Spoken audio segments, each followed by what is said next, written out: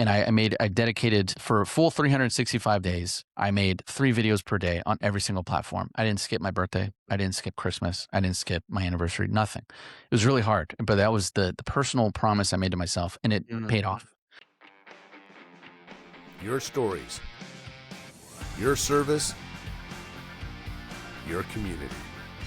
This is the Tango Alpha Lima podcast. All right, Alphas. Welcome to the Tango Alpha Lima podcast. We're here to engage today's veterans through authentic stories, education, and entertainment, and build a virtual community that celebrates continued service and supports the American Legion's mission. We're glad you're here to be part of that community. And now it's time for formation. All right, everybody fall in because it's Women Veterans Day on June 12th. It's a day to honor the service and sacrifices of women in the United States military. Shout out to my sister.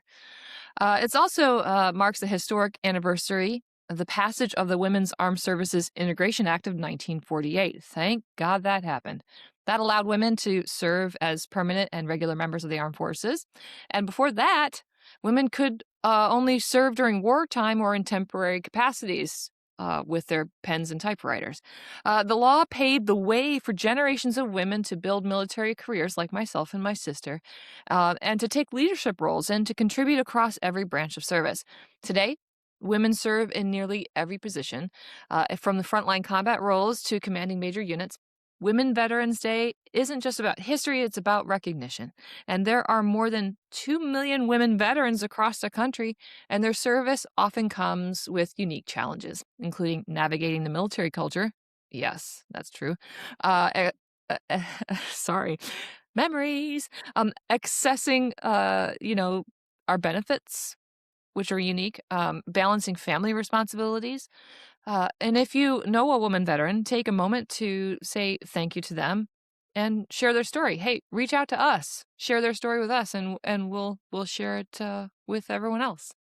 So don't forget, if you're a veteran, a woman, and haven't gotten your benefits, get with your local Legion VSO and get those benefits that you've earned through your service.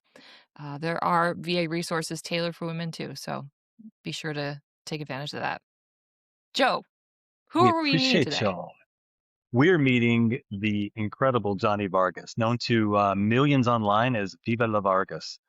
He's a military community creator whose content reaches tens of millions of accounts each month, blends timely updates on veterans benefits and military news with sharp, relatable humor, connects service members, veterans, and families across the force.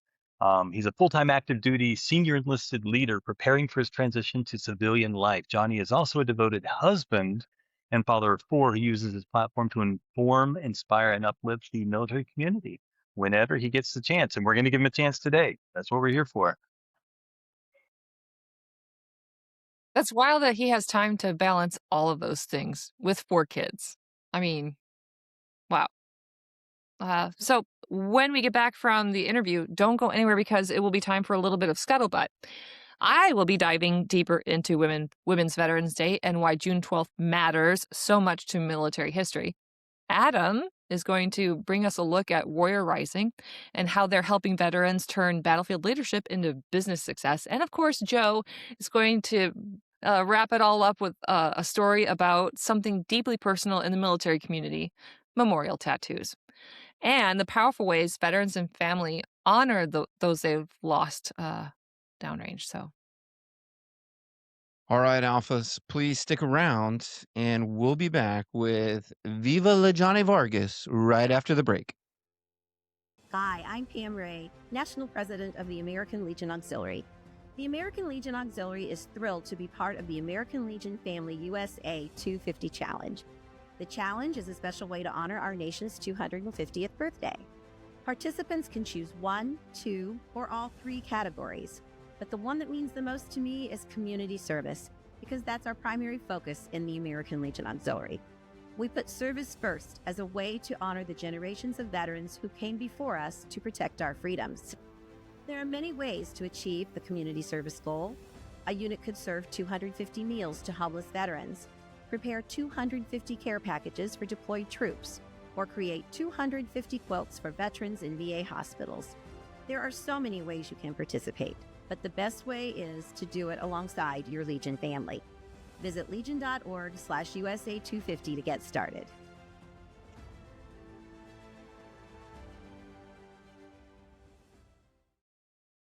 All right, Alphas. Today we're joined by Johnny Vargas, or better known online as Viva La Vargas. He's an active duty senior enlisted service member and military community creator whose content reaches tens of millions each month, delivering veterans benefits information, trending military news, and hilarious skits that connect and uplift the military community. Johnny, welcome to the Tango Alpha Lima podcast. It's great to have you here, and it's great to see you again. Yes, thank you so much. I appreciate that.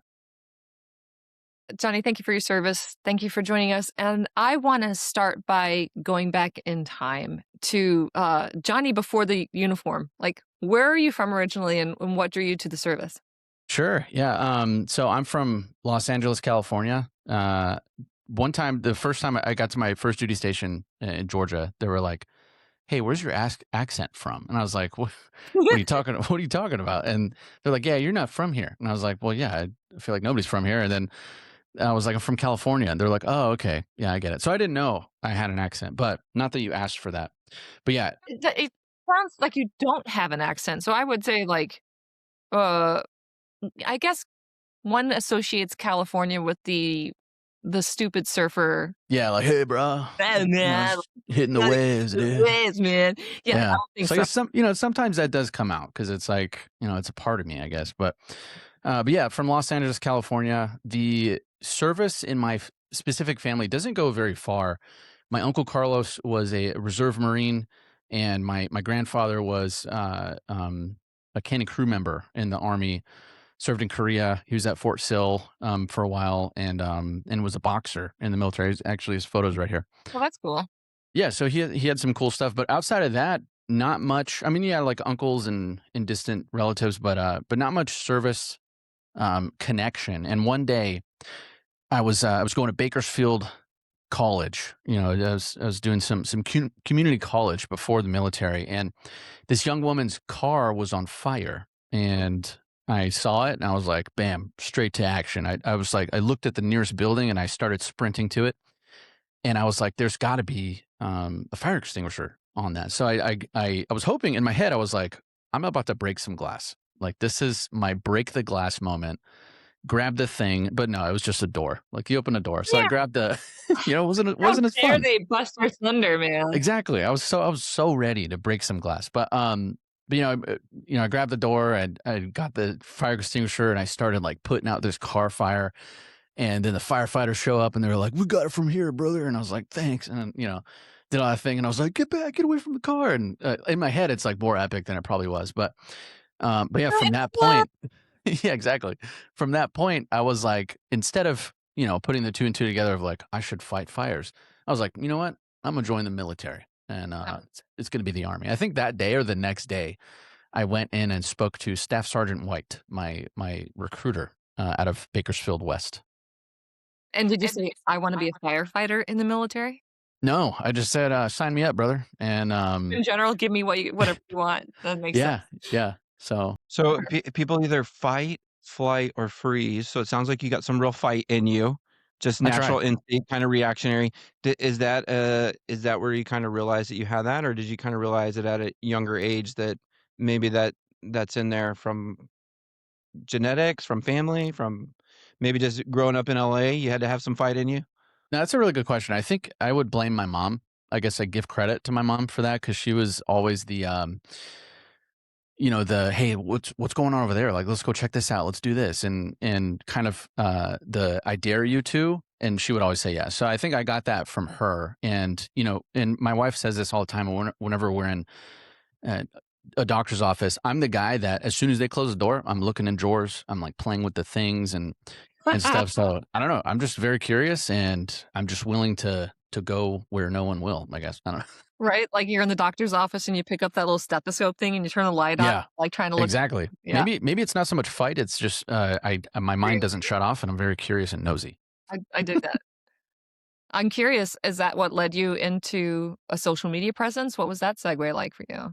Yeah, that kind of came on accident. I was stationed at Fort Riley at the time, and I finished the Master Resiliency Trainer course, and I was fired up. I was like, yes, like I'm going to help, service members. I'm help my soldiers and their family members, defeat mental obstacles and all these things. And I was doing that, and I was doing public speaking and doing all this fun stuff. And then I was like, you know what? I'm going to try this, TikTok thing and this Instagram thing and Facebook and all that stuff, just because we'll see if there's a broader audience out there. And nobody was watching it, which was fine because it was just a hobby for me. It wasn't something that I wanted to cling to. And then, I was sharing my favorite quotes, like talking about just personal struggles I've had in my life. And I was helping folks at a smaller degree. And then all of a sudden I did like a silly video. I did a funny skit of a true story, and it started to take off. And then I started talking about veterans and military service and their families' benefits. And then that started to take off. And then I started talking about current events in the military, and I was like, okay, cool. This is working. And that's kind of where it turned into. And it went from a little hobby to something that I was able to scale and really make a difference in the veteran community, the active duty community at the Pentagon, excuse me, at the Pentagon and across overseas as well.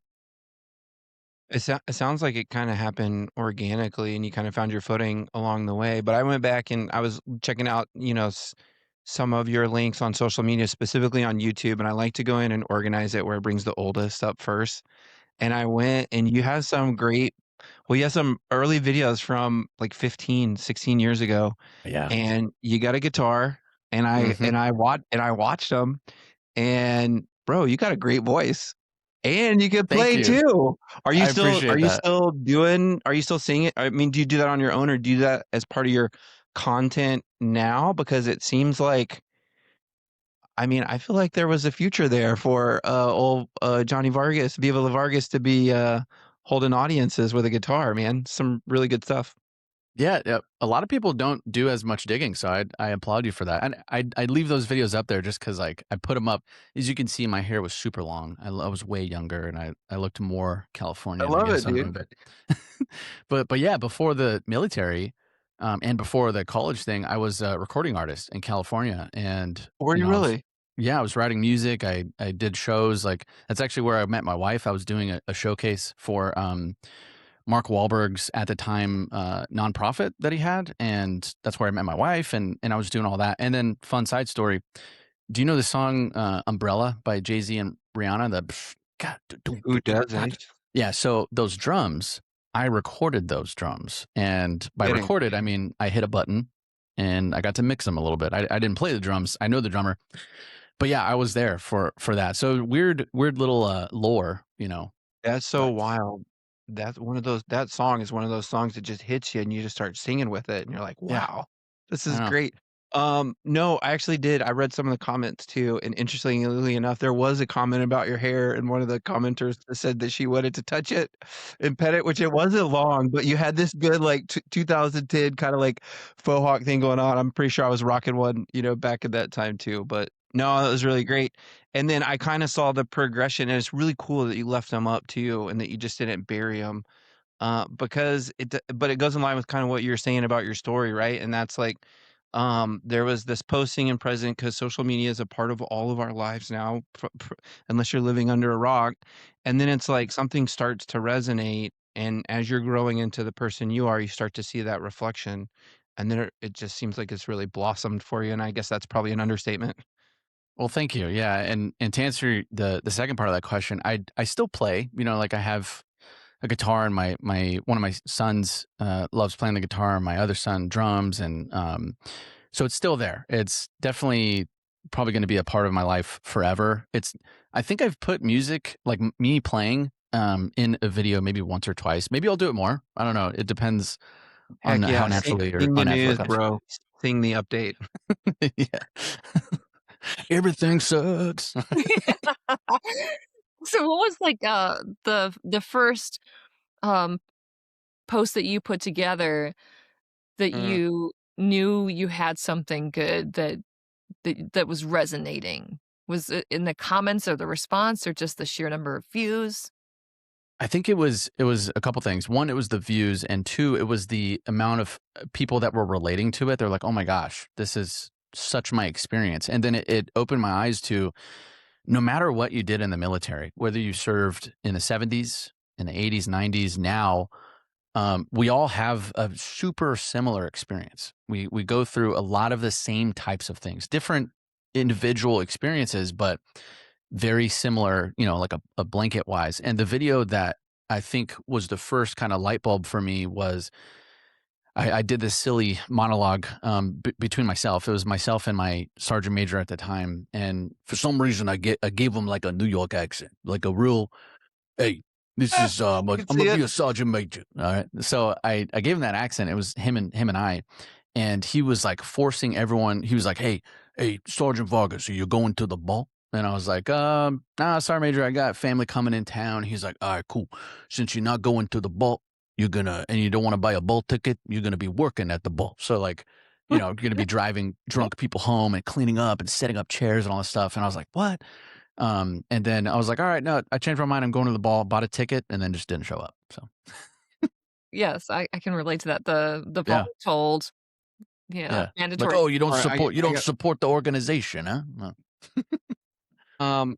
I've never really gone viral with any of my content. I don't think, I mean, maybe there's moments in time where like, man, I would like to for the reach, for the business aspect, for the program I'm supporting, like whatever.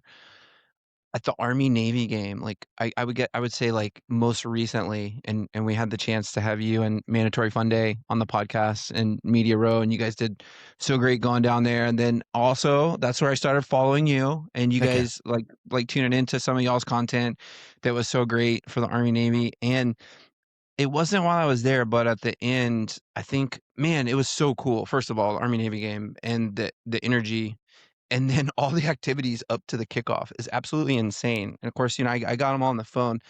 I think maybe I just put like one of the crazy parachute, like double tandem guys coming in, and started doing really good. And I was like, oh, and then I did like a little montage of all the best moments. And I think it got like 300,000 views Heck yeah. on That's the awesome. biggest one. And dude, that's the most I've ever, it was so fun, like watching the numbers and the metrics. And then the crazy thing started happening, which never happens. And I still don't have like I have like 2,900 followers on Instagram. I don't ever post, for the followers or stuff like that. But from that little video of that highlight, all these followers like started coming in, tens of followers a day, which is a lot for me, Johnny. And I was like, but to your point, okay, so now this content is resonating with people, obviously. How the heck am I supposed to like follow that up? I can't recreate that environment and that experience. And so I was just like, okay, I just chalk it up to a one-hit wonder. It's a cool part of, the experience I do it. But how do so I'm sure you probably have that same process for yourself where you've seen that and you've seen things go viral magnitudes of order, greater than that. You see the input that comes in.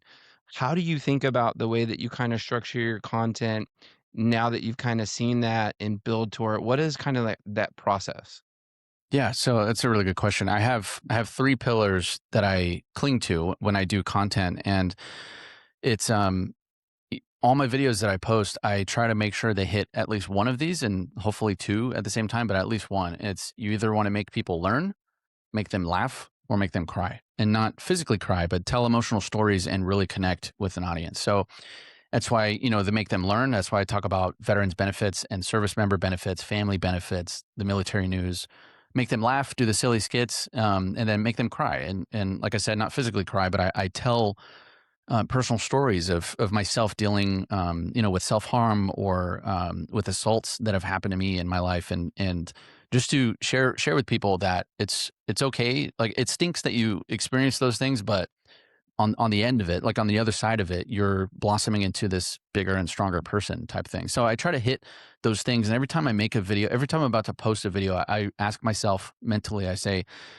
why would somebody send this to another veteran? Why would somebody send this to their mom, to a service member, or why would they watch it more than once? So, not obviously not every video hits, and I don't make it for the intention on hitting every single time. I just want to make sure that the message and my aim at those three pillars are consistent.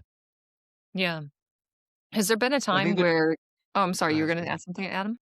Yeah, I was just gonna say, so I was just gonna kind of comment on like the generational aspect of social media because I was in college when Facebook came out, and it was just kind of like it was kind of like that, right? It was kind of like your photo album for just your life and the things that were happening kind of in real time. So I think like from that generation, they kind of carry that through, and it doesn't really seem to matter like what platform they're on, whether it's TikTok or Instagram or LinkedIn, and it's kind of this like status report type thing.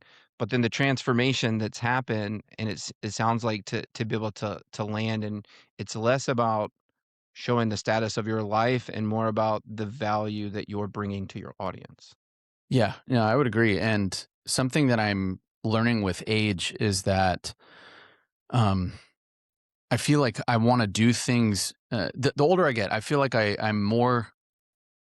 It's more of a responsibility to do things for others or to Mm, benefit other people. How can it might be beneficial to me in the moment, like it may make me look cool or give me some credibility, but at the end of the day, it's like I want to help. How do I help those people that don't have a voice or that don't have $60 to do X, Y, and Z or this or that? So I see it as a responsibility to be truthful and honest with my audience, and then to never ask them to do something that I would never do. Just like my soldiers, like I would never ask them to do anything that I won't do. That's why when I advocate for people like the American Legion, I'm like, look, here's my $200 donation. Like I wouldn't ask for you guys to do anything or help anyone without me doing it first. So yeah, I just see it as a responsibility.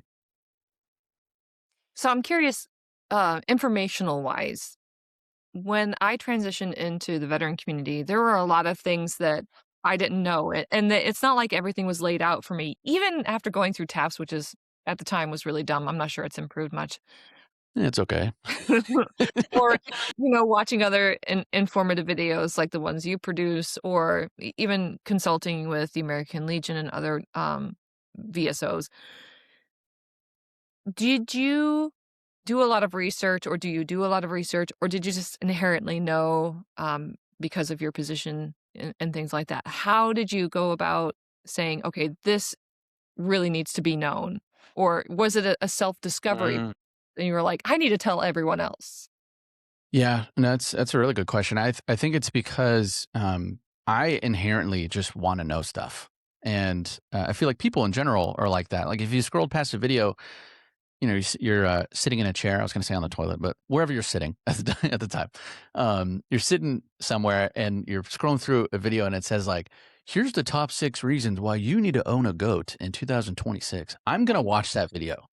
I'm gonna watch because I have FOMO. Like I have the fear of missing out. Like I just want to know things. So I think it was to answer some of my own questions. Like I'm the mm. type of person where if I don't know, I'm going to either research, find out, or immediately speak with people that are way more knowledgeable than me on the subject. And that's why like I try to make these relationships everywhere I go. So when I have a VA question, like I know folks at the VA, I'm like, look, what does this mean? If I have a VA loan question, I'm in the mortgage industry technically, so I put myself in those places to know those things. And if I want to know like what benefits a new military family might have at Fort Huachuca, then I'm sure there's other people that want to know that. So yeah, I just try to put that information out there and just cast as wide a net as possible, because as long as one person can get that info and it's helpful, like it's super worth it to me. Oh, that's really illuminating, and I think, like, hearing you kind of reflect on the journey to social media, your kind of core tenets that you think about, how you think about, like, what you present, and then there's something that you talked about that I spend a lot of time thinking about too, and within the veteran community, it's one of the most important things, and that's the trust of our community. It's like the second that you betray that, or you sell that out for the dollar value or something in a way that's, like, not authentic, then it goes away, and you can't be an out front representative of this community if you don't have the trust. And so being able to build that relationship like you have with your audience, thinking about the value and the questions that you have, and then the other cool thing is like the humor they bring into it, because it's something like, the jester and like comedians, even at the time of like the most politicization in the country. It was like the last kind of remaining voice of reason was the comedian, and they Yeah. could speak out, good, bad, or indifferent. And it's something about that voice being able to permeate through that draws people in and connects people. And now, if you have that trust and you have that brand, you're reporting back to the things that the community wants. Then that's the value in the relationship.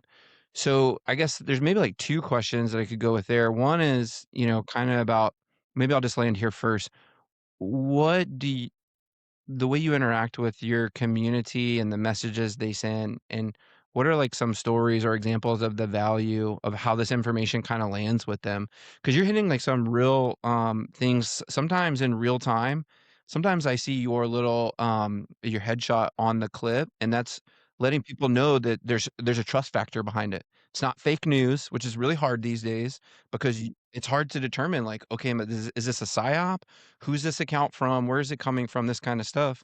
Now you can help permeate through that really quickly. What's the interaction that's happening with you and the audience there? Yeah, that's very, very important to me is the trust and transparency aspect because information is so rapid these days, and you never know.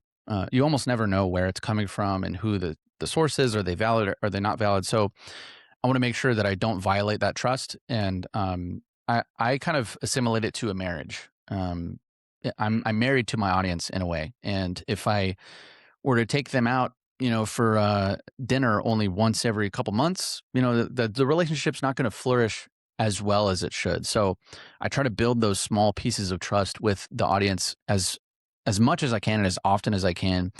And I also, one thing that's super important in that trust aspect is to, as much as you can, and you don't have to do this, but this is just what I personally choose to do, is to remain just nonpartisan, just right in the middle. And because I don't want to alienate this half of the community or that half of the community. I have audience members that are straight, that are gay, that are trans, that are Christians, Jewish, atheists, and all these different walks of life. And at the end of the day, like I have to choose one of those, one per category that I fall in personally. But that's my personal life, and my audience, they don't really need to know that because I just want to be able to help them. And I think that's another way that they're trusting me is because they know that I'm not going to judge them if they practice or don't practice certain things. So I think that's a big piece of it. I'm curious, looking ahead, what kind of impact do you hope Viva La Vargas ultimately has on sort of the military and veteran community, let's say like 5 years or 10 years from now? Will you still be at it?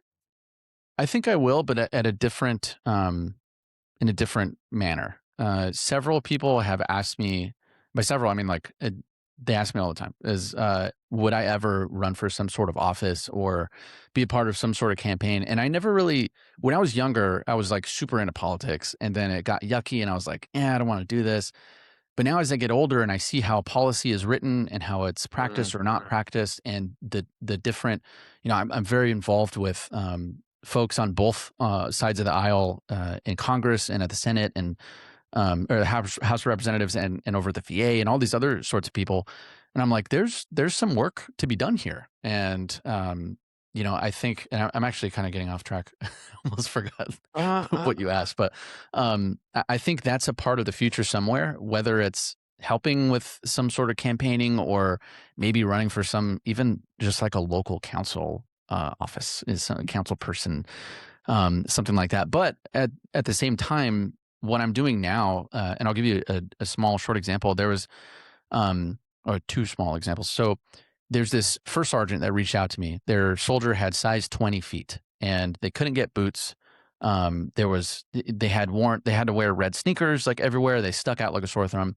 And I started calling people like within my network, and finally we found somebody in Korea that would make custom boots. So we found this company that that paid for the custom boots, and then they shipped them, and they got them the other day. And that was all because of social media and just spreading the message. And then another thing was this couple reached out to me, the Babsky family, and their son, Asher, was 3 or 4 years old at the time, about 3 years ago, when he was diagnosed with a terminal brain tumor. and he's hooked up to these machines and he can't breathe without them, and he can't leave the house without a portable oxygen concentrator.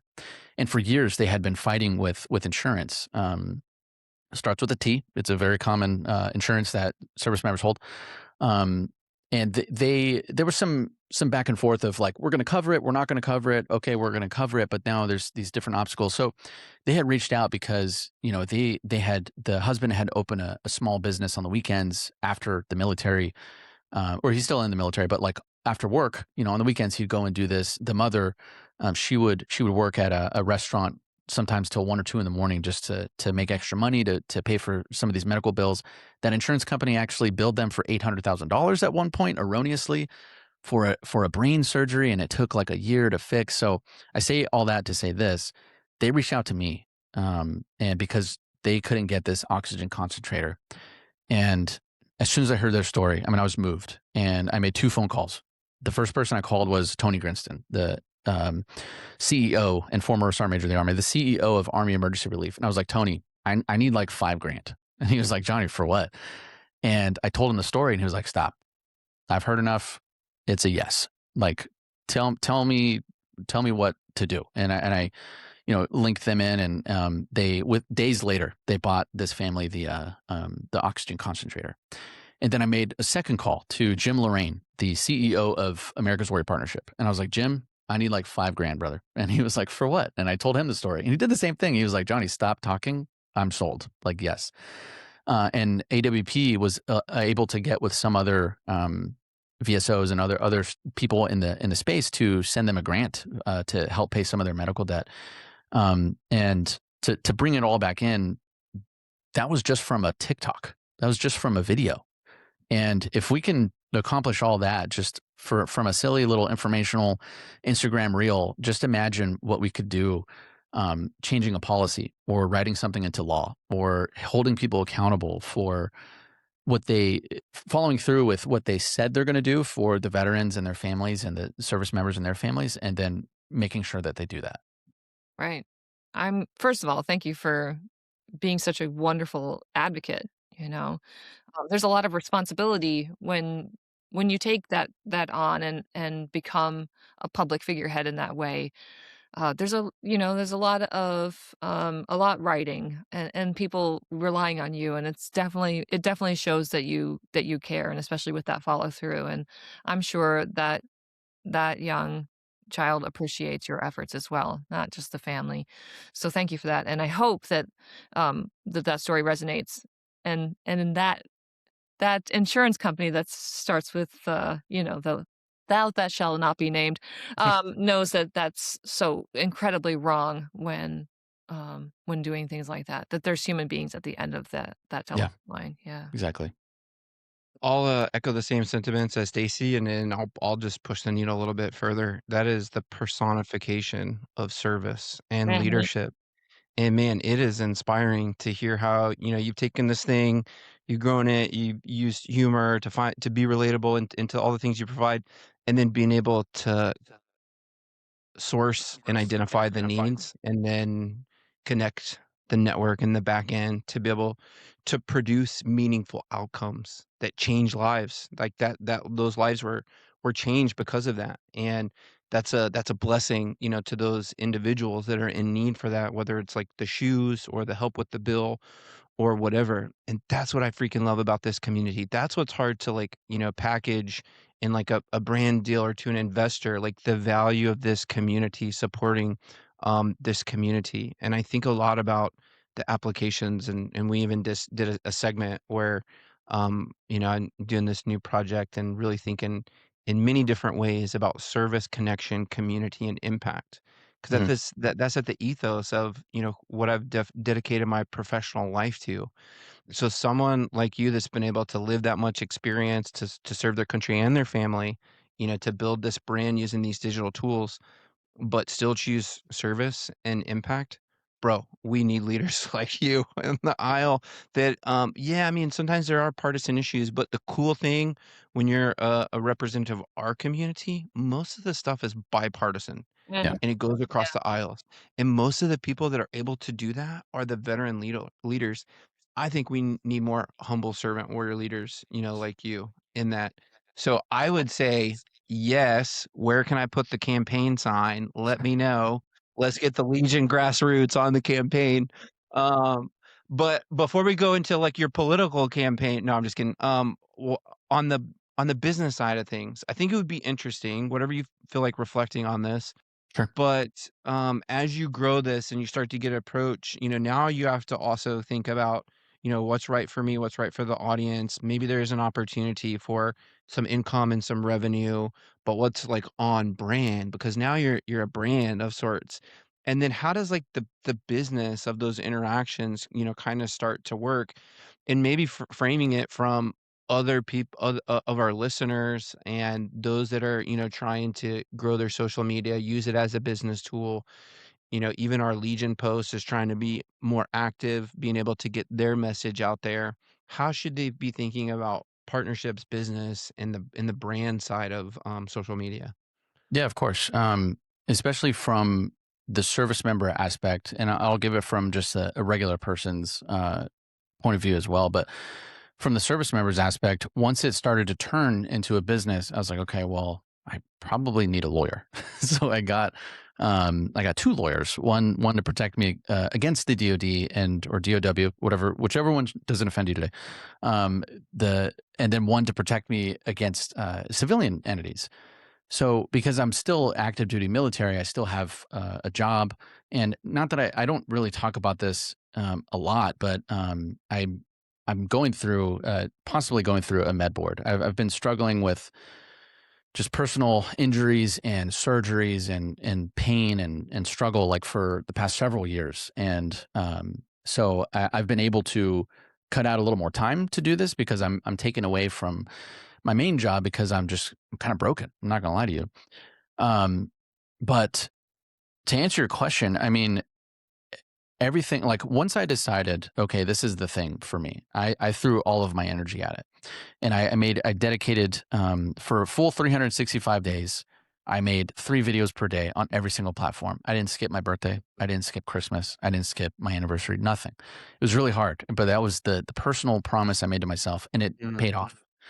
And as far as like brand wise and organization wise, I typically, like, if somebody approaches me, I say no to 90% of the people that approach me. It's usually via email.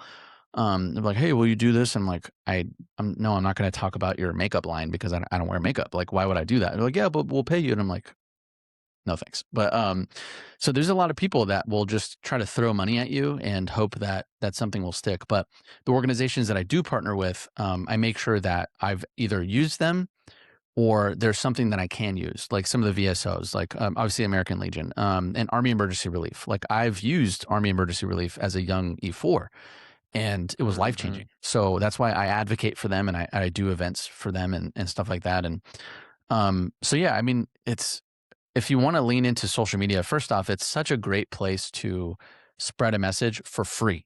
Like everyone has a phone, minus your phone bill and your Wi-Fi bill or whatever you're going off of. You don't need a mic and stuff like that. You just need a phone and a face.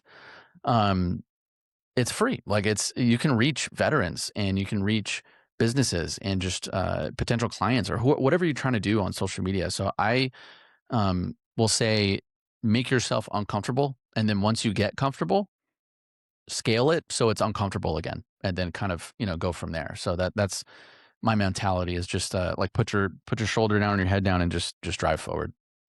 Big. Yeah, exactly. Johnny, for all the alphas listening who don't follow you already, where can they find you? What's your tag? Like, how do they find you? Yeah, of course. It's Viva La Vargas on every platform. That's Facebook, Instagram, YouTube, X or Twitter, whichever one you want to call it, Threads, TikTok, probably MySpace too. It's probably MySpace got to be out there somewhere, but LinkedIn. That's right. yeah, LinkedIn too. I think I am Viva, and then I think La Vargas is like I had to like space it out, kind of weird for Job LinkedIn. hunting. Yeah. So yeah, Alphas, if you haven't followed him already, please do so. I've spent a lot of time binging his Instagram feed and then his YouTube. I haven't made it all the way back to the guitar stuff. That's my plan after we wrap this up. So be sure to look up Viva La Vargas along with me. Um, Johnny, is there anything that we haven't touched on that you wanted to share with the Alphas? Yeah, I think one, I'm pretty sure that this will air on my birthday, June 2nd. So if it's June 2nd Oh, or around June 2nd, then I'm a little older. All right. Birthday. that's awesome. I've gained some time, but I guess just the last thing I would like to say personally is um, it's totally normal to be sad. I'm sad all the time. And but it's less normal when you try to keep that to yourself.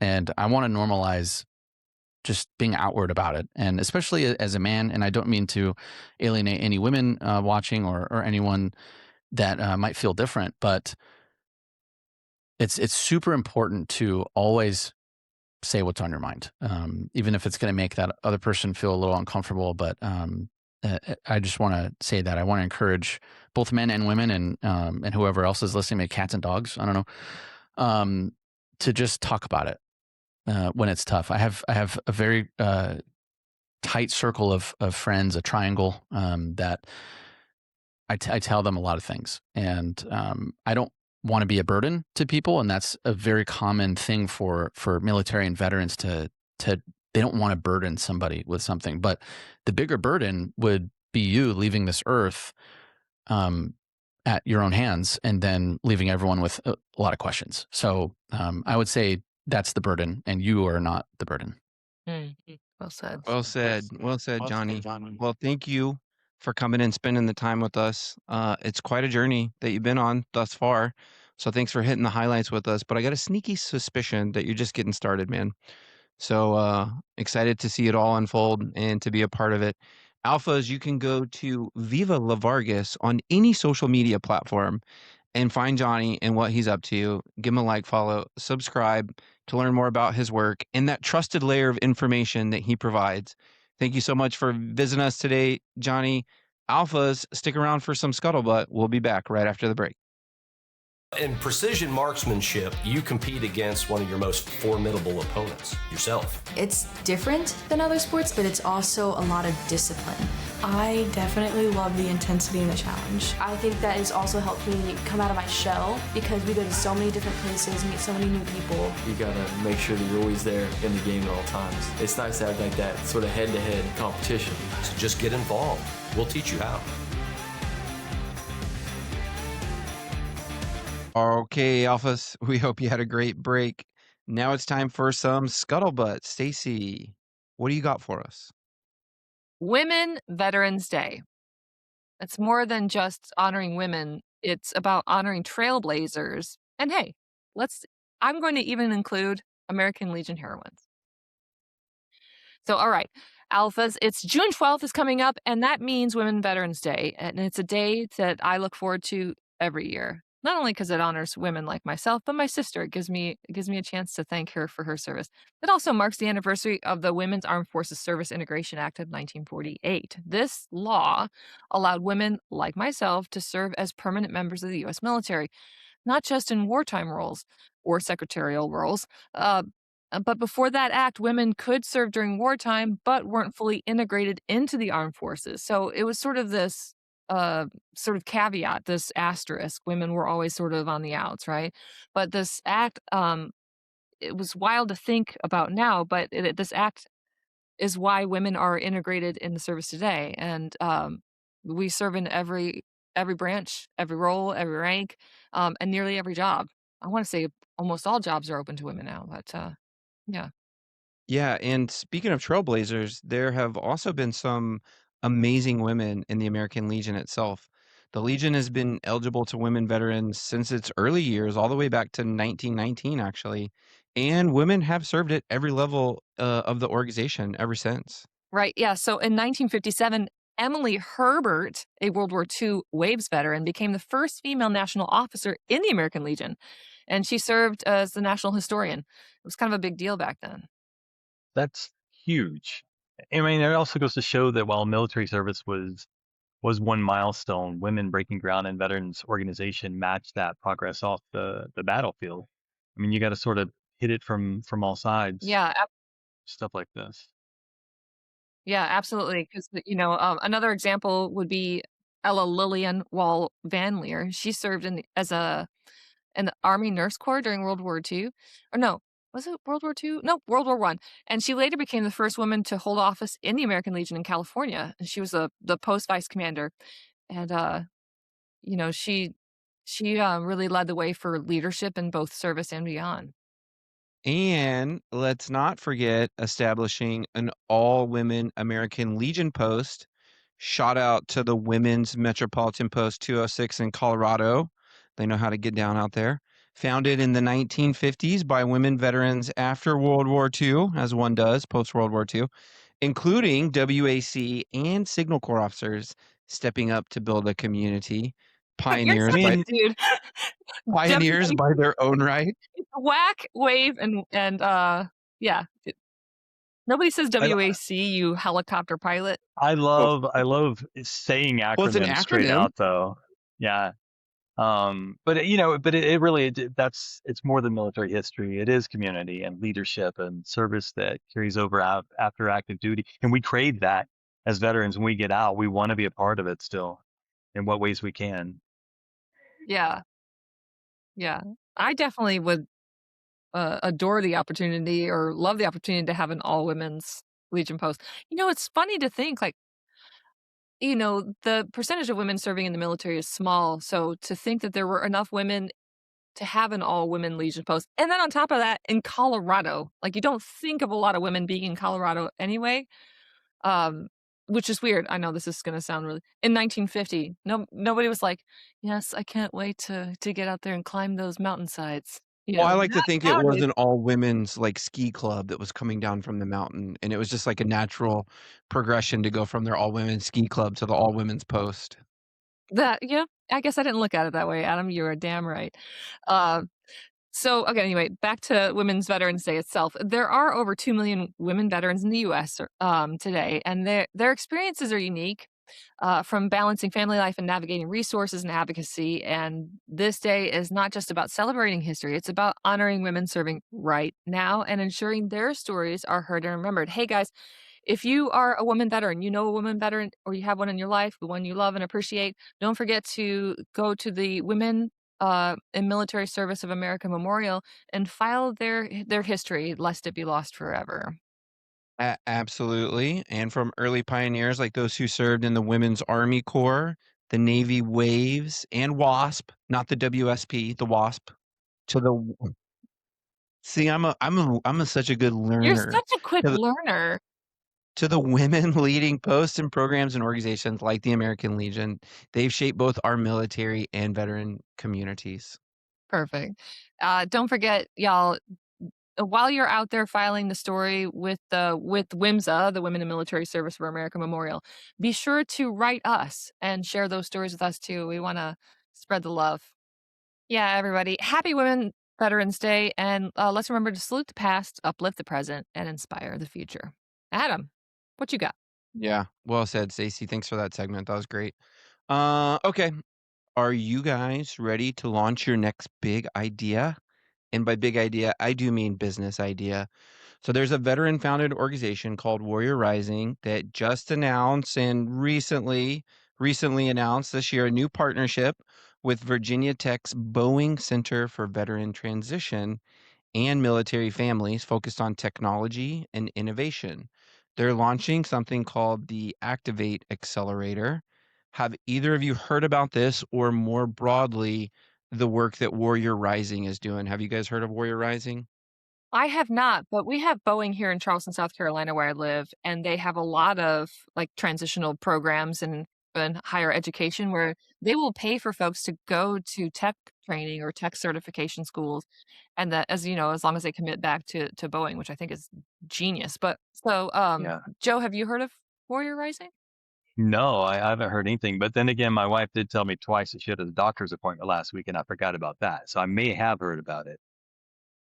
Okay, well, quick context. Warrior Rising, it's a veteran-founded nonprofit focused on turning veterans into business owners, or what they call colloquially vetrepreneurs. They provide real hands-on support through business training, mentorship, and access to funding, which is very critical when you're especially an early stage venture. So their goal is pretty simple: help veterans go from idea to actually launching and growing a company, maybe one day becoming the future Boeing. Right, right. Okay, that's cool. So it's not about like handouts so much. It's about giving veterans the tools they need to build something more sustainable, like create jobs and continue serving in a different way, right? Yes, exactly. And this is where the partnership gets interesting.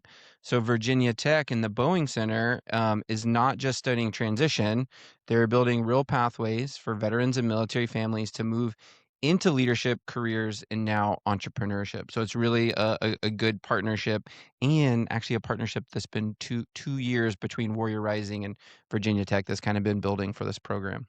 Hmm. Right. So now you've got like an operator mindset, right? For from Warrior Rising and the institutional backing of Virginia Tech. That's pretty strong combination. And the active accelerator is more of the early stages of founders for people already in business. Is that right? Yes, exactly. Early stage. And that's the really hard and challenging part. This is for the folks that are sitting on an idea. Maybe it's something they've been thinking about since they got out. Instead of overthinking it for the next 1 to 2 to 3 to 5 years, trying to figure out all the things you do to get in, you get into this program, you build it, and you find out if it's real. And so I'll share this too. Da-da-da-da-da. I'm actually participating in this inaugural accelerator. And so I'll be able to give you guys a little bit of a real look into how it goes and what it looks like and what it doesn't look like. So I'm really excited to be a part of this. We're gonna hold you to that. And we want the behind the scenes, but I've also got an idea about food, but instead of for people, it's for dogs. Dog food. I'm gonna call it dog food. We'll talk That's later. it, Joe. Okay, one of the things, this accelerator is for software as a service for technology and what they also call dual use, which is for civilians and or for the defense industry. So they're specifically looking at those that are, building the next generation of kind of tech products. So yeah, definitely no filter, but zooming out for a second to close this out. And this is the really bigger point for me, is we're starting to see more things built by veterans for veterans. We have one of the largest communities and networks in the world with 17 million veterans strong. That's not even counting active duty in our families and support systems. So it's not just support systems, but it's actual business and infrastructure. And I'll say this too, I'm pretty fired up about the idea that I'm bringing into the accelerator. I won't share too much with you guys yet. But I will say that the idea in the business is about service, connection, community, and impact, which is pretty much everything that I'm about. So I was I'm gonna say excited to be in that's this. pretty much like a simmered down version of your resume. If you want to put Adam into these simple words to describe you, that's how I would describe Okay, but you. here's the teaser as it applies to some kind of technological application. Are you gonna So create an now, app? ooh, that's a good question. Is an app involved? Tune in. Okay, leaving me hanging. Is it an app to Okay. make So food if for you're thinking about dogs? stepping into that's the innovation, No, Joe, no, it's but not. don't let the cat out of the bag. No, this is it's pretty cool. I'm gonna share and I'll talk about it more as it develops along. But if you're thinking about stepping into entrepreneurship or just want to see what's possible in the veteran space, check out the link to the press release, learn more about Warrior Rising, all the great programs that they have, and also the Virginia Tech Boeing Center and what they're building. So I love anything like this. I think where there's a lot of veterans out there, and when we go to some of these conventions that we're going to now, things like MCon and stuff like that, we're starting to see people that are building something from the ground up everywhere they go. So I love that. But that's not the only thing that brings us together as veterans in the military community. We've all got sort of a trauma bond of sorts. We've all served together, and there's a little bit of something fun in that, but there's some somberness to in the military community. Remembrance can sometimes come in the form of ink. Memorial tattoos, part tribute, part therapy, or deeply personal ways veterans and families can carry the people that they've lost. Sometimes it's portraits. After a 19-year-old Marine died in a plane crash, his father tattooed his son's face on his forearm, close to his heart, but easy to cover when the grief feels too heavy to share. Sometimes it's something smaller. When a 26-year-old Air Force staff sergeant passed away, his family honored him with matching tattoos of a tiny birthmark he had on his arm. And sometimes it's just a few words. One Marine sent his mom a simple Mother's Day text a month before he died. She tattooed that message on her arm exactly as it appeared. Happy Mother's Day, Amma. Smiley emoji and all. These stories are part of a project by the Tragedy Alliance Program for Survivors, known as TAPS, a nonprofit that supports families grieving a loss in the military and veteran communities. Through their Share Your Ink campaign, survivors share the tattoos that help bring their loved ones' memories alive. Because sometimes memories isn't carved in stone, sometimes it's written in ink. Tell us about you guys' tattoos. You guys got any tattoos? I actually have a memorial tattoo of sorts. My great grandfather was a Marine during World War I, and he liked to wax poetic about his service and his life and all that jazz. And he had all these little things that he would say, and I'm gonna like paraphrase this. Essentially, he was like, "I'm like ivy. You could whack me back, but I'm gonna grow back 10 times stronger and cover more ground." You know what I'm saying? So one of the first tattoos I got was ivy, and I started it at my big toe, and it's working its way up my foot. When I was young and ambitious, and before I felt the needle for the first time, I thought I would have ivy grow from my toe to the back of my head. And just sort of like wrap it around my body. Let's just say it only made it to my ankle. Yeah, I've actually I've always thought that like blackbirds, crows, and things like that sort of represent both life and death in a weird sort of way for me. I don't really know why. I've never been to, like a funeral or memorial service where there were birds flying everywhere. But for me, I've always sort of attributed that. And so I have uh, this right here is a compass, which is I'm showing a tattoo on my arm. I've got one that is a compass that talks about, finding your purpose again when you've lost it. The flag is here because, that's what's in my heart.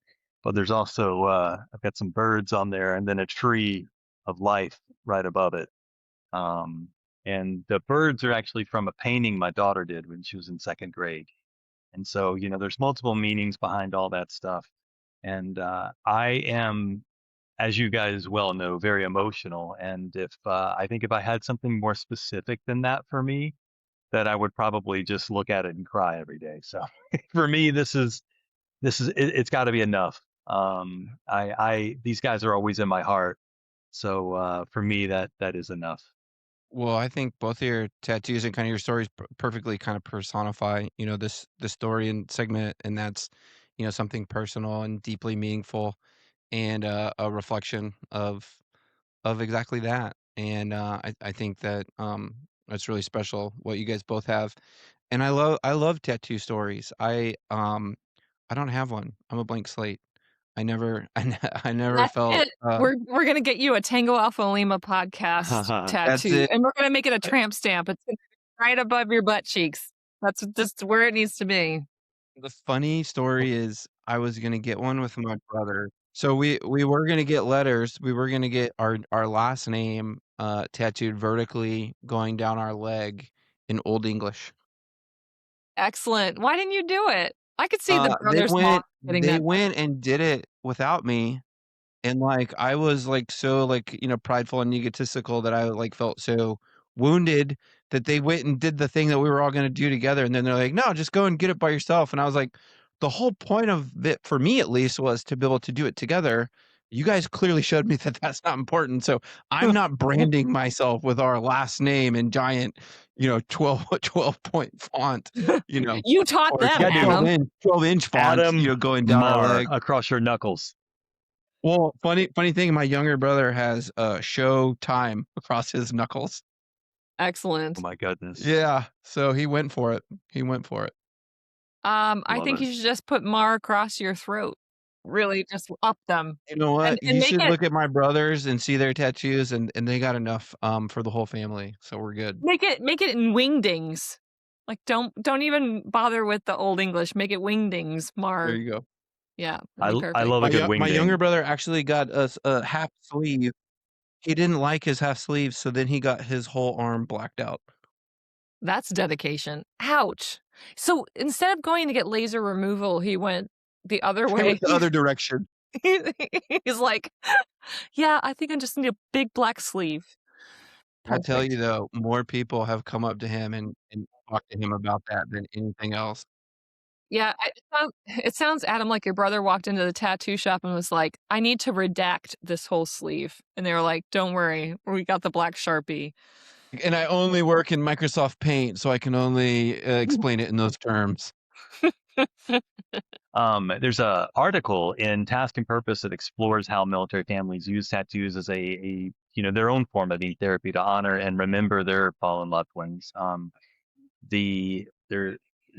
We have a link also for the partnership with TAPS, but as far as the types of things that people do, there's handwriting and personal marks. Family use exact replicas of loved ones' handwriting from letters and text messages. In one case, the family of an Air Force staff sergeant got matching tattoos of his, birthmark. We mentioned that one, but the exact GPS coordinates of his wife's burial at sea. A Marine father included the Swift 11 call sign of the Osprey his son was flying when it crashed.